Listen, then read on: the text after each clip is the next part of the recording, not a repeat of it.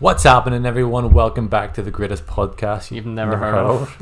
Oh, that's class. This is MCPodcasting episode 116.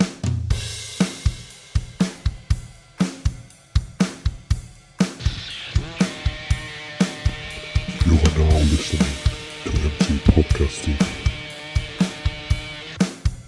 Holy shit. Alright, so Gerry Carroll. How'd it go? It's a pretty good chat. It was good. Interesting man. Yeah. More smart than us. More smart? More Much smarter. smarter. More smarter than us. Well, I'm done. We're stupider. It was good. So, if anyone who doesn't know, Gerry Carroll is obviously a politician in the north here, in Belfast, for People Before Profit. Their Socialist Party. It was very good to get his intake on obviously the COVID situation, but it also his policies in general and where he stands on like trade unions, etc. and all too, because it's something we don't really know about, or we try to discuss it, but we don't really know that much about it. Yeah, so we talked COVID, we talked a wee bit about Brexit, and he sort of defined what socialism really meant to him and how he got involved in politics. So yeah, it was a really good chat. We didn't ask him about that with the hair. No, we didn't. Or did I suit being bald? Anyway. I think. So enjoy. How's it going, Jerry? Going good, yeah. Going good. How you guys doing? Yeah, we're good. Not We're good. bad, mate. I think the elephant in the room we got to talk about before we get into anything is probably COVID. And has it really affected you in your job and obviously being a politician? Yeah, I mean, obviously, at the start, it was kind of understandably there was a lot of people coming to myself and I'm sure other public representatives and politicians with a lot of questions. There was concern, obviously, about jobs being protected and kept, concerned about health and safety, and a lot of sort of detailed concerns and questions. A lot of requests came in because people were naturally concerned about their situation. So it was kind of the first few months was a bit hectic, and not saying it's quiet now. Stuff's still going on, but from my perspective, it's been a bit. I would just say, having a bit of an option of working from home and the office and Stormont has been a bit, beneficial to me. But obviously, it's a pandemic, so it's not about whether I'm comfortable or not. It's about how can we, protect people. And but yeah, thankfully I've been okay. My family been okay. So I don't know about you guys. How have you found it? Yeah. Well, I'm permanently working from home now, and I think I probably will be for the foreseeable. I don't know, there hasn't really been much talk of people getting back in the offices, but I think the wider issue with that there is it's getting people back into town is the biggest problem when you think about it, because that's where I would be based, and that's where a lot of office workers are based, obviously, and not going into town. And you've got your coffee shops, there's a wee comic book shop that I would usually go to, but then it's handier for me to go to that when I'm on my lunch. And then I just think sometimes it's those kind of businesses that suffer more than most, because all the big companies that were able to go, right, boom, or you're all working from home. Like, here's laptops, go home and work. And they didn't really feel the effect of it too much, but it's all the smaller ones that have a lot less. Yeah, there's a lot more to worry about than us. And see that in particular, Jerry, how do you console or kind of talk to people who are in that situation? Because obviously it's out of your hands about obviously a cafe closing or even a shop closing, that you can't almost reassure them because obviously it's out of your hands and nothing you can do about it. Yeah, well, we have had quite a few number of sort of restaurants and kind of small businesses, I think bars as well. I've been in touch, and we I take your point about the big companies. Obviously, have some of them have actually profited and done well financially out of the coronavirus crisis. For lots of reasons, because of either a furlough scheme or rates exemptions, or just likes of private supermarkets, and their profits have gone up. Heard in the news last night, Tesco's are employing 12,000 extra staff. I think it was staff who were on temporary contracts and making it permanent because they're obviously getting more orders in because people are maybe buying more than they were previously. So we basically we make the point that we felt that the Stormont support system financially was not robust as it should have been. A lot of people who were left out of that included the likes of small shops, small businesses. So we obviously raised with people. We're not on the executive one MLA, myself, and obviously a handful of councillors, but we felt that the Stormont system, in terms of support financially for small businesses, was not as robust and wide-ranging as it could have and should have been. I think that's the question I wanted to ask you as well, Gerry, because obviously your party is much smaller than Sinn Féin and DUP. So I feel like in this situation, for you trying to argue your case for the people and people you represent in your local area, how do you get your voice heard? It's just by constantly speaking when you almost have a turn, but it seems like it's turned into a two-party state now, where the smaller parties don't get a voice. Yeah, it certainly feels that way for a lot of times, and it is obviously a lot harder for smaller parties with less resources. Sinn Féin is, I think, the 30 MLAs they've got, or near 30. We've won, yeah. So obviously a lot more resources than ourselves, and obviously for them there's a lot of advantage that comes with that, but also there's a lot of responsibility. They're the second biggest party in charge, and they're jointly managing the state. So from our perspective, what we have to do is we try obviously to campaign and speak on and agitate on as many issues as we can. I think not to toot our own horn, but I think we try certainly to punch above our weight and are operating and active on many different issues.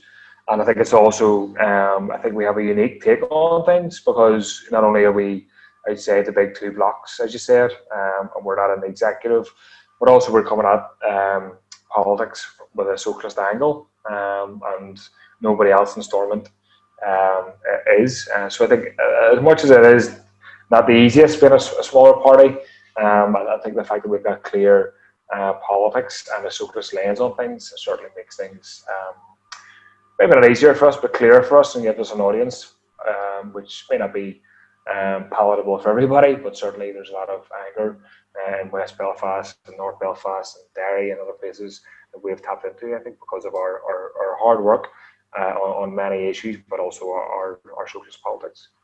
Gerry, I wanted to ask you just quickly, because it's in the news at the minute around COVID about the schools going back. And I think I was out and about earlier and I seen people going to school, and so obviously this must be the first week where a lot of kids are starting to be integrated back in. What do you make of that? What do you think about the impact that could possibly have? Is it too risky to send people back so soon? I suppose it's one of those things, you're kind of stuck between a rock and a hard place, because kids have to go to school. I'd imagine that's how they're looking at it. What do you think of it? Yeah, we've expressed concerns. Was it last week before last in Stormont? Obviously, there was a return to Stormont to discuss the A-level results. Come on that as well if you want to. We expressed concern about the fact that they were rushing too quickly to open schools. So I mean, obviously, we all accept education is important. It's been driven into me from a young age. Nobody's disputing that, but I would dispute this with the way the minister, at the very least, has went about this. And there was a plan in place with trade unions to appear to be ease schools back at a sort of slower level to make sure things are being done correctly and safely. And sort of the minister, Peter Weird, kind of threw all that out the window and just announced a full return to schools. And now, lo and behold, as if it couldn't have been foreseen, we're seeing outbreaks in schools, COVID outbreaks. And I think the problem is there's been a couple of things. There's been an attitude which basically, I think the executive has, by and large, either bent to the will of or the desires of businesses, or kind of just implemented decisions which were suitable to them. So therefore, businesses are opened up, bars are opened up for the most part, and restaurants, and obviously people have to have, social time and all that, but I'm just saying there's questions over safety of those measures and making those decisions so quickly, and then it naturally followed by their logic that schools would have to be opened as well. So definitely I think that it's happened far too quickly, far too rushed. I saw one of the teachers' unions, the NASUWP, have said that 77% of teaching staff are very, very anxious and nervous about the measures, and obviously there's been a bit of teacher bashing by likes of Sammy Wilson and maybe others. Teachers obviously want to teach, Doctors want to help people who are unwell, but they have to do it in a situation where it's safe for the staff, but also for the pupils. And I think there's been also an attitude which sort of sees children as either not carriers of the virus or people who are not at high risk. And I think that's being certainly disputed, that they're sort of risk-free, if you will, by a lot of people. So what measures do you think they can take that would allow or facilitate kids to go back to school? Or do you just think it's not the right time, maybe in 6 months' time, maybe after Christmas or something? Or do you think there's anything you think they can do to help the teachers and help the kids? Yeah, well, it's obviously a mixed bag in schools. Some schools are big enough to implement sort of proper social distancing. But I've heard from teachers that in some schools, teachers are moving around the classroom in secondary schools. Obviously, before COVID, you went to your science, your maths, your English, and you moved around the school. Whereas teachers are moving around schools to teach pupils who are staying in the one class. I'm not saying that's right or wrong, but those teachers are expected, or it's hoped that they would clean the classroom as well. And so I just think that there's extra pressure on staff. There need to be extra resources put into schools in terms of people who are whose sole job or the main part of their job at least is to make sure that health and safety measures are being followed, make sure there's a proper sort of line of communication if issues are raised. So, and I'm obviously not in a school working myself, but I've heard a lot of concerns from staff, also parents who have children with underlying illnesses, and they're saying to me they don't think that this is correct or safe at this time. And I think the fact that there's been a catalogue of errors from the executive's point of view, that they should have a bit of humility, listen to those people, and at the very, very least, maybe slow things down and say, listen, have we got everything in place before we move this? And I think it's just it's rushed. And it's better, I think, to be cautious and be incorrect and say, all right, maybe we waited a week or a month too long before getting people into school. It's better to do that than to say everybody's back at school, mass outbreak, more deaths. It does sound too alarmist about it, but that's obviously how the virus works. What happened? Yeah. Just to touch on something you mentioned earlier on, I think you said bowing down to big businesses, and there's a question that not more of a question, just kind of a topic of conversation. Like, we've seen a lot of airlines be allowed to fly over fly countries and stuff like France and Spain and what have you, but then during this time you have these restrictions put on while people are away. For me, I don't know, correct me if I'm wrong either, you say, I feel like this has happened because the businesses, if the flights can't happen, they're going to be cancelled and they have to give the money back. So because the government's almost allowed the flights to go ahead, but you have to self-quarantine for 2 weeks. And people who work in retail, working obviously the catering industry, like working bars and stuff, they can't obviously self-isolate, they can't work from home. Me and Stephen are lucky in that sense, we can work from home. But I feel like that is when the government bowed down to big businesses like Ryanair, EasyJet, British Airways and stuff. But instead of just cancelling the flight and getting people money back, they almost told the flights that the airlines, go ahead, fly, but it's down to the person's responsibility whether they go or not. Yeah, that's my understanding, and that's certainly what I've read and my take on it. I think it has been. It's kind of like been it's your issue. You go and sort it. And what if you've got an employer that isn't supportive, or allowing for 2 weeks off, or proper sick pay, or whatever it is. So yeah, I mean, it seems to be that they have certainly bowed down to the pressure of future of the aviation industry, with various airlines laying off workers, others talking about laying off more workers. So yeah, I think it's been very much a case of big businesses being allowed free rein, which has been a pattern for many an issue in many years here, unfortunately. And you'd mentioned there about teacher bashing as well, and I guess at the same time you've got people complaining about the people who are going on the holidays, going, well, you're taking the risk, you're going, but you also have to understand there's people who've had holidays booked who've maybe spent thousands of pounds and they're not going to get their money back. So they're in the position where you're going, I'm going to have to go. I seen a guy on the news the other day, and he had a flight to London booked. His flight going to London was cancelled, but his flight coming home wasn't cancelled. So he was getting an email being like, your flight, you're at, and he's like, you didn't allow me to go. And his flight coming home wasn't cancelled. So he was trying to get a refund. And it was a nightmare for him to get a refund because his flight was still on. And I'm like, but the flight to get him out to the bloody place was cancelled. It's like, what do you do? Like, yeah, exactly. And also as well, to be honest, there's been a case of ministers and politicians certainly flying or indicating they're going to fly, abroad. So it's like the public messaging hasn't been clear from I suppose some in the north and Britain and the south, of basically it's preferable to stay at home was kind of the message that I got, rather than saying, listen, make an appeal to people, a strong appeal, please stay at home. There was no real strong messaging to say staycation is safer, is better for these reasons. It was kind of like, well, it's up to yourself, And as you said, if people spend money, I think they should have been reimbursed, and I think the flight shouldn't have went ahead. But obviously, I understand why people might have went. I wouldn't have probably done it myself. I wouldn't have, but see in a situation where somebody's spent a couple £1,000 and haven't got their money back, why they certainly consider flying.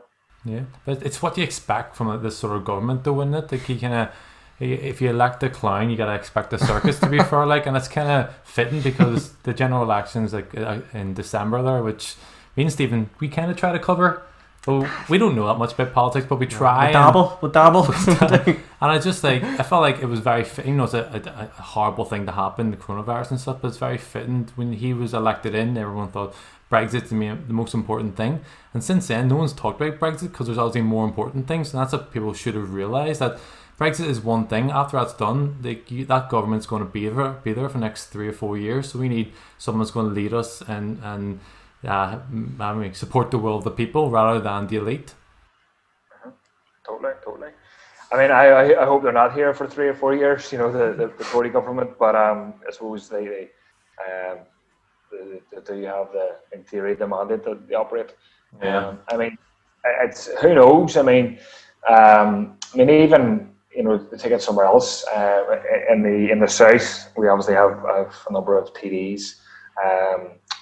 Elected reps in the south of Ireland, and there was this new coalition formed with Fianna Fáil, Fine Gael and the Greens, and it was basically that was ridiculous. I heard that. I thought it was a joke. I can't. How can 3 parties join together? Exactly, and kind of like we were probably predictably so skeptical and opposed to it for all sorts of reasons, but it was basically presented as this wonderful new era of politics, and things would be wonderfully done. And you see the last month at least, 2 ministers resigning, all the Gulfgate stuff. So that's obviously happening for all sorts of reasons, because government ministers think they're above the law for the most part. They think they can do whatever they want, their law unto themselves. But it also shows you how politics, is unstable. For good reasons, for bad reasons, and it's it's up to I think radicals, progressives, people on the left to try and shape that. So that's this kind of hope that we see. Things which seem to be solid, as somebody said, can often melt in the air. And we hope that Boris Johnson, not saying he should melt in the air, but he's forced out of government if possible. I think a question me and Stephen would love to ask, and you're the first politician we've actually talked to, is why would someone want to? Okay, what got you into politics to start? Was there a singular event that goes, I need help, or was it just something you were interested in? Yeah, I mean, I suppose the main issue was it's obviously back in the news now with the BBC series, but the Iraq War, 2003. So I got politicised around that. I was pretty pissed off and angry about a war being launched. I didn't have any particular love for Saddam Hussein, but I didn't believe Tony Blair, and like many other people thought it was a waste of time and would lead to carnage, and obviously it did, destroyed the Middle East. And then from that, got active in People Before Profit and a number of different campaigns. So I always say to people that I never kind of woke up one day and went, I would love to be a councillor, I would love to be an MLA. That's not really. It was never my, I don't know, aspiration, if you want to use it like that. But it's in my role as an MLA to continue to be a socialist. To do what I've been doing for whatever 13, 14 years. Formerly as an activist, but to do that obviously, full time with an elevated platform in terms of the media and sometimes mainstream media. Sometimes that is on and in Stormont. It's kind of doing what you were doing, but with obviously a bigger platform and more responsibility in terms of trying to help individuals. So that's kind of in short the kind of the reason why I'm sort of where I am, so to speak. I think the reason why we asked is because like when you take into consideration the last general election, I was a big fan of Jeremy Corbyn. I think Stephen was as well, and you thought Boris was going to win. Actually, I did. Yeah, I did. We talked about it a couple of times, and I was thinking, I just think people will vote for him because, as much as you can talk and say that he's obviously someone's voting for him. Yeah. so for me, when I used to see Jeremy Corbyn, it's not like I'm a big fan of Jeremy Corbyn. I just loved his policy. I kind of agreed, kind of matched mine. So when that happened, the results came out. I was just stunned that he lost by so much. But then like a week after, I was on his like Instagram page. He was out helping the people, doing like charity walks. I'm like, you just had like the worst week of your life, the worst probably year of your life in terms of people slating you, battering you on like BBC, like Channel 4. Everything was going at you. And then next day you get up and do it again. Like, how can you do that? Because it must be a passion. It can't be just a regular job per se, isn't it? Yeah, I think so. My dog's barking in the background. Sorry, I don't know worry. if that's going to add into the podcast or what. Yeah, I mean, I think Corbyn, generally speaking, was very good. I mean, I think there was problems in terms of his approach internally. I think he was quite very soft on the right wing of the Labour Party, who were had their knives out from day one and are still slating the guy, and he's not even leader anymore. Yeah. And personally, I would have taken a more firm approach to those people. And I think I and sort of I suppose millions of others hoped that Corbyn would have won.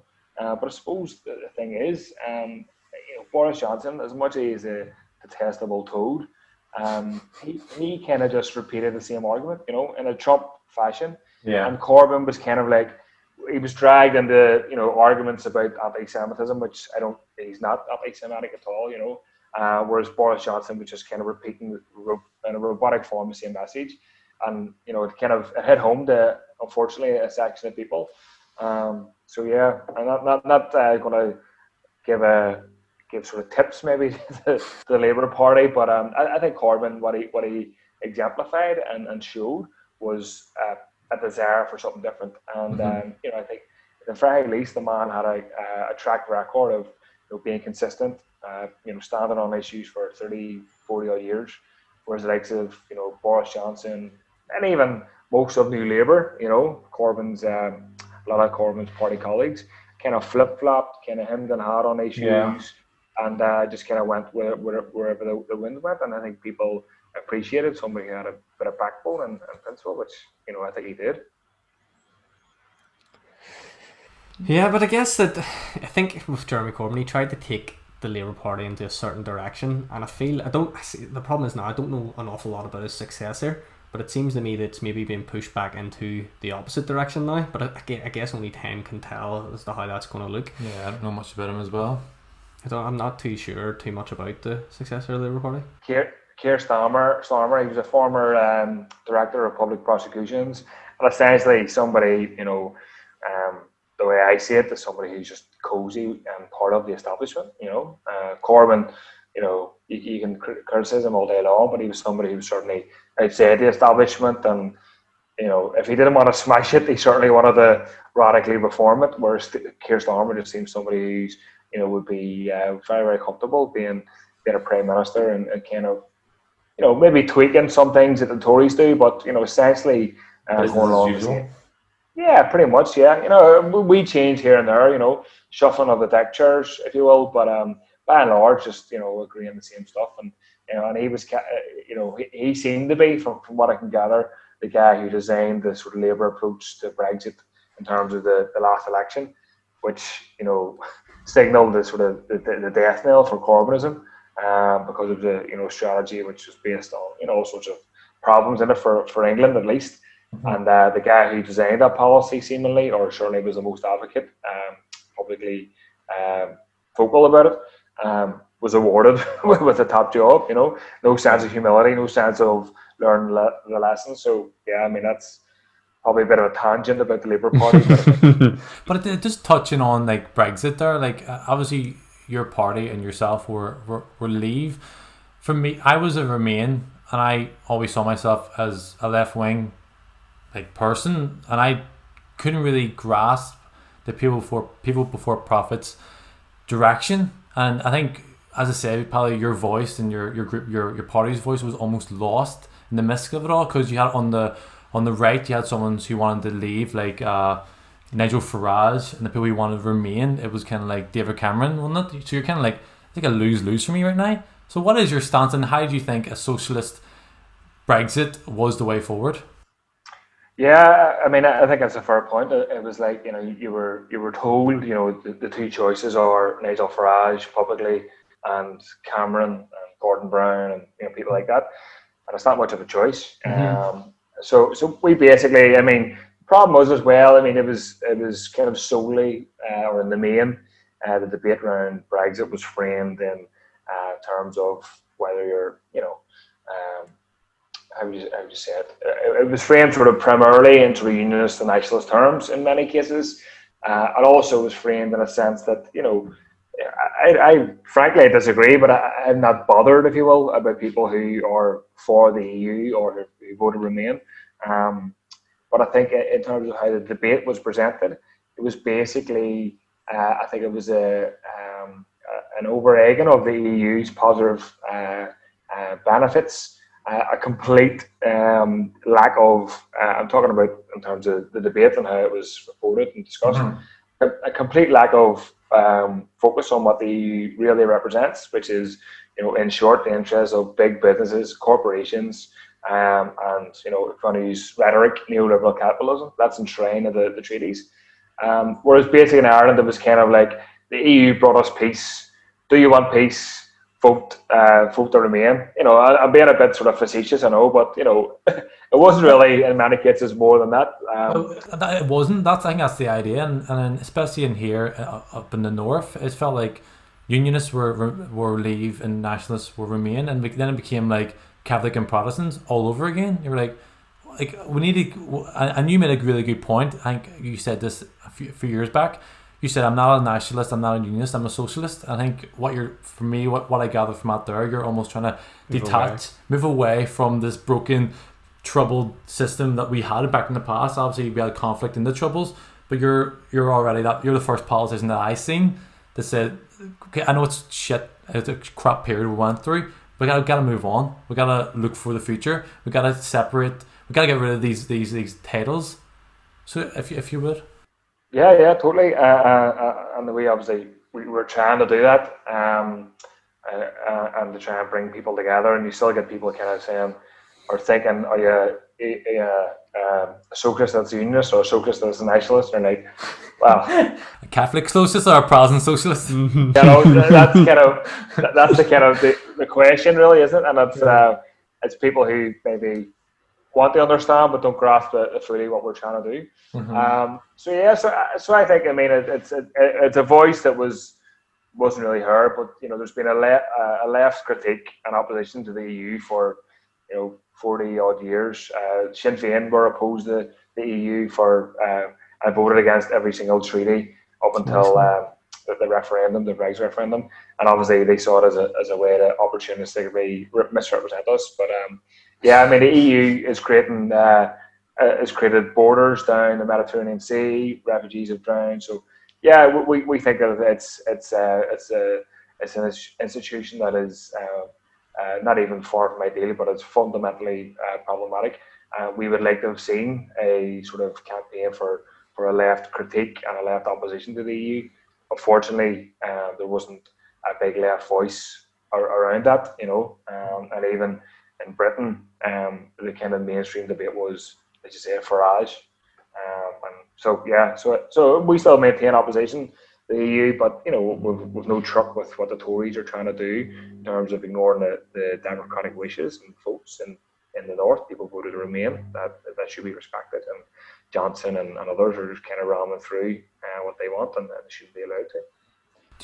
I'm not saying do you regret your decision, but do you regret maybe the avenue you went down? Maybe as I said, it wasn't really, I didn't understand that idea, but maybe because I didn't research it and it wasn't accessible for people at the time. If you went back 2016, and would you done it differently by any chance?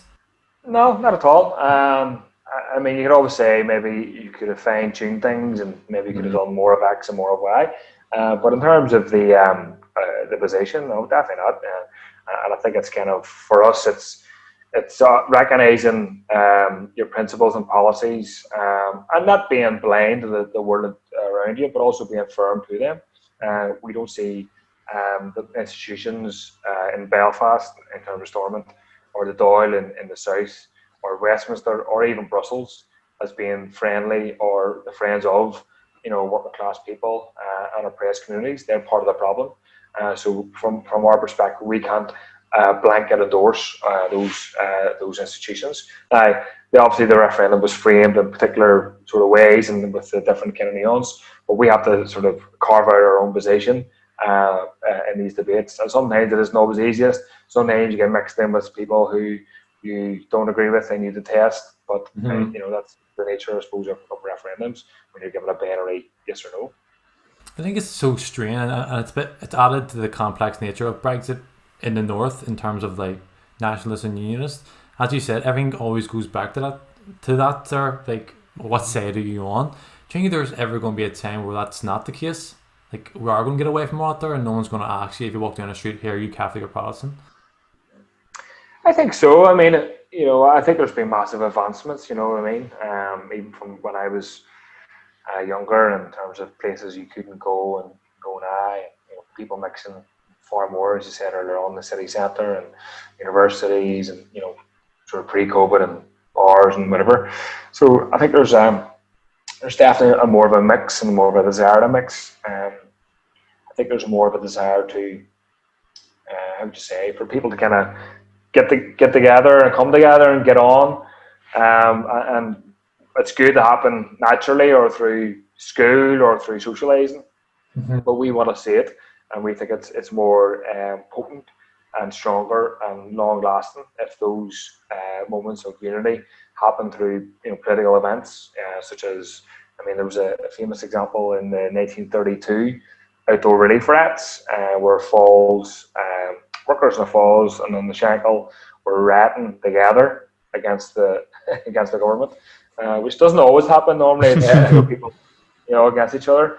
So there's examples of that. There's examples in 1968 civil rights movement. Obviously for nationalist and internationalist discrimination, but there was Protestants on that, and people who have no faith on that, and there's countless examples where people have came together. From our part, we've done a number of initiatives where we've organised a march up the Shankill and down the Falls around the privatisation of leisure centres, and other examples where we've brought people together, maybe not in a massive way, but in a, I think, important political sense. Yeah, definitely. So we think there's opportunities to do that, but not always the easiest, or not every period, or not every sort of day or week there's a chance to do that. But we think there's definitely opportunities to do that, and I think if you can get people together, to see that they have a common interest, which they do, then I think the old structures of sectarianism may not disappear automatically overnight, but they can be whittled away and chipped away again. So I'm not naive to the sort of reality of sectarianism, but I'm quite hopeful and positive that it can be cracked and certainly sliced ultimately. Yeah, 100% agree. You just have to look at like the life that your dad would have had, to his dad, compared to what we have now, and think what a future generation is going to have. Like, it's definitely gotten a lot better. And I think another thing as well is like you realise you have more in common. If you're a working class nationalist, you have more in common with a working class unionist than like a rich nationalist. So like, you have common interests in. I think they almost want like to fight amongst each other instead of actually binding together and seeing the real issues. Totally, yeah. I mean, the real divide, the two communities, as always is referred to in the north, the two communities. I mean, we think that the two communities that really exist are the poor and those who have a lot. And those who have a lot are, Catholic, Protestant, different religions and some cases races. Those at the bottom are everything, a mix of all sorts. And it's a bit simplistic, but we want to get those people together as much as possible. And obviously within any kind of grouping of people, there's debates and discussion, different ideas. But for the most part, we think the rich are getting away with a big swindle. They're doing wealthy. Everybody else is having a hard time. And in simple terms, we're trying to put people together. So that's what we're trying to do. Yeah. There's a thing I want to ask you about, Gerry, is trade unions. I know obviously you're a big supporter of them and all too. I think the bad thing about trade unions is that we're all Americanized now. We watch American TV shows, American movies and stuff, and you look at what happened to the trade unions in America, and obviously they were infiltrated by the mafia and used for illegal activity. So a lot of people have this almost disdain for them now, even though trade unions here have always been a positive thing. So what would you say then, people who are very standoffish and companies who almost don't allow trade unions to exist? Yeah, I would say companies don't allow trade unions to exist for a good reason, and this is because trade unions are effective. So trade unions are effective. So companies, some at least, don't want them to operate because they know the trade unions will represent members, will agitate for workers, will increase, hopefully people's wages and that. So. I've been in a trade union for, trying to work it out now, 11 years, something like that. And I'm certainly not uncritical of the trade union movement. I think there's times when the union movement as a whole, not to point a finger at individuals, but as a whole, could be doing a lot more in terms of politically putting pressure on Stormont and really organising people. So I'm certainly not uncritical of the trade union movement as a whole. But in a sense that people have been taught from the 80s, as you alluded to, through Thatcherism and through sort of Reaganism, that you're an individual, that you're isolated. I mean, that's all been exposed by COVID-19. You need to get your shopping from a supermarket worker. Where does that come from? The food come from? Comes from probably a migrant worker who's paid low wages. Who was keeping the people alive and safe? It was the NHS staff and people in care homes. That's labour. That's workers. Workers' action. And without workers' action, the world stops. So it's basically understanding that and kind of pushing back against all the guff that we need the sort of the wonderful Elon Musk's or whoever to kind of bring innovation or to change people's lives. I mean, not really. We need people to feed, clothe, protect people. Now, there's other stuff about art and culture and all that, but it's human labour and it's the actions of workers that keeps people safe and protected. And my advice to people would be join a trade union. And if you or your family member may not have had a great experience in a union, I'd say that's possible, but a union is only as strong as its members, and definitely people need to get protected at workplace with COVID. With talk of a possible, second lockdown, people need to be represented and protected at work, and the only way in any real sense to do that is to be in a trade union, 100%. Gerry, I wanted to ask you just maybe a bit of a simplistic question, but I think, whenever we say terms like you're a capitalist, you're a socialist, the everyday people, a lot of people don't really walk around thinking that in that way. They don't really necessarily, so maybe some people do, but they don't necessarily think of those terms. So how would you define to someone what you mean when you say you're a socialist? What is it you mean by it? How would you define it? I know it is a bit of a simplistic question. Yeah, that's fine. I mean, in a sentence, I'd say the politics of James Connolly. But to expand upon that, basically, we want to have a society where people can be, paid well, treated with respect. There's no repression, of minority communities, be it on race or gender. And we have a democratic say in how the wealth of society functions. So we're being told we can do all these wonderful things with technology in this period, and not to sound like somebody who's opposed that. Technology is wonderful, and people can do a lot of great things for it. But when it comes to where people spend the majority of their day, 7 or 8 or 9 or 10 hours of their day, it's in work.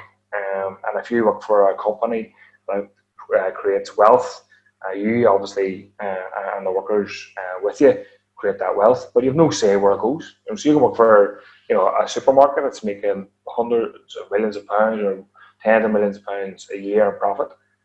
That profit doesn't exist with the labour workers, but labour workers have no decision or no real decision or real input in terms of how that wealth is decided. So socialism, I don't know, we're off a bit of a rant here, but socialism is it basically getting rid of class division, where you have people with a lot of wealth and a lot of people with no or little wealth at all, and democratising the economy. There's a lot of other stuff in, but in simple and as succinct as I can be for you, that would be a basic definition of socialism. I think a question I want to ask you, Gerry, before you go is, me and Stephen have discussed this and actually debated this. We got in the heated argument about this here. Is this making, because if you look at like the turnout for voting in the last few years, it was like with the last UK elections, only 62%. During Brexit, it was 72%. And the last American or presidential election was 55.5%. So not majority, but a lot of the people of the population aren't getting involved. Do the politicians need to reach out more, or do we need to make voting more accessible for the people? Yeah, I think politicians do need to reach out more. America, obviously, there's questions around vote rigging, and black and minority people especially being kicked off the register and not being allowed to vote. So there's a huge problem with that. But also as well, I mean, I don't know if people like the term or not, but I was referred to as millennials. They're generally regarded as being open to ideas of socialism and sort of left politics generally. Now you can overplay that and overemphasize that, but I think there's a lot of research that shows that. So, I mean, even in the States where Biden and Harris are being touted as the alternative to Trump, I mean, you get a lot of people saying no, thank you, and who would have and did, campaign for Sanders, seeing him as a more radical expression of their ideas. So, I think it's no way surprising that people have turned off from official politics, if you will. I think it's better if people were clued in and playing a part in that, but I think it doesn't necessarily mean that people aren't active in other campaigns. So if we can merge the two, if we can get people active in campaigns of what interests and gets people motivated, and tie that to a sort of political alternative in Stormont or in America or wherever, I think that's the combination that can be quite powerful to people. During like the general election or during voting, would a bank holiday help a lot of people? A lot of people don't go out because they have work. I know the booths are open from like 9 in the morning till 9 at night, but a lot of people don't have the resources to get there. But if you offer a bank holiday or maybe a paid day for every single person, that would give them more incentive to go out and vote. But again, obviously Stephen's told me that a lot of people just don't want to vote. They feel disenfranchised with politics. But if you create an incentive for people to go out and vote, maybe they will. Yeah, I think so. Yeah, I think it sounds like a good idea. I don't see how it would decrease the voter turnout, and it probably would increase. Yeah, I think so. Yeah. Well, I think that's everything. I think we've probably covered everything we wanted to. Yeah. Gerry. So I just want to say thank you so much for coming on the podcast. It's been a great honour to talk to you. Thanks for your time. I enjoyed it. Thank you very much. Cheers, Gerry. And Thank also, you. I've been to a lot of rallies where you've been at. Obviously, the Gaza rally and stuff and all too. I just want to say keep going, keep up the good work. It's you're obviously something different from what we have now. So I just want to say keep going. Thanks very much. Appreciate that.